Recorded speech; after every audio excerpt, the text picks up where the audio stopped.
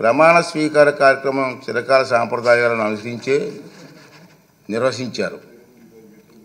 జగన్మోహన్ రెడ్డిని మాజీ ముఖ్యమంత్రి హోదాలో ప్రస్తుత మంత్రుల తర్వాత శాసనసభ్యునిగా ప్రమాణం చేయడానికి ఆహ్వానించారు. గతంలో 11/1/1995 నాడు అప్పుడు ఆంధ్రప్రదేశ్ శాసనసభ కూడా అప్పటి మాజీ ముఖ్యమంత్రిని మంత్రుల తర్వాతే ప్రమాణం చేయడానికి ఆహ్వానించిన సంగతి మీకు గుర్తు చేస్తున్నాను. అదేవిధంగా ఆంధ్రప్రదేశ్ 16వ శాసనసభ సభ్యుల ప్రమాణ స్వీకార కార్యక్రమంలో 21/6/2024 జరిగింది. కానీ స్పీకర్ ఎన్నిక మరణాడు అంటే 22/6/2024 నాడు జరిగింది. ప్రతిపక్ష నాయకుడిగా గుర్తింపు ఇవ్వగలిగితే అధికారం కేవలం స్పీకర్కి మాత్రమే ఉంటుంది.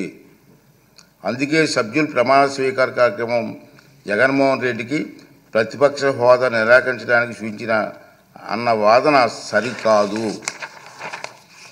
నిజానికి జగన్మోహన్ రెడ్డి వైఎస్ఆర్సీపీ శాసనసభాపక్ష నాయకుడిగా ఎన్నికైనట్టు 26/6/2024 వరకు మా సచివాలయానికి తెలపలేదు.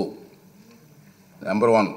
అలాంటప్పుడు జూన్ 26 కంటే ముందు అందున స్పీకర్ ఎన్నిక జరగకముందు ప్రతిపక్ష నాయకుడి హోదా గురించి నిర్ణయం తీసుకోవడం సాధ్యమా? ఇది ఒకటి గమనించవలసిన అవసరం ఉంది. ప్రతిపక్ష నాయకుడి హోదా ఎవరైనా అర్హులా కాదా అనేది కేవలం రాజ్యాంగ సూత్రాలు, కోర్టు తీర్పులు, చిరకాల సాంప్రదాయాల ఆధారంగా మాత్రమే నిర్ధారించగలరు. ఆంధ్రప్రదేశ్ వేతనాల పెన్షన్ చెల్లింపు అనర్హతల తొలగింపు చట్టం 1953లో ప్రతిపక్ష నాయకుడి హోదా ప్రస్తావన ఉంది.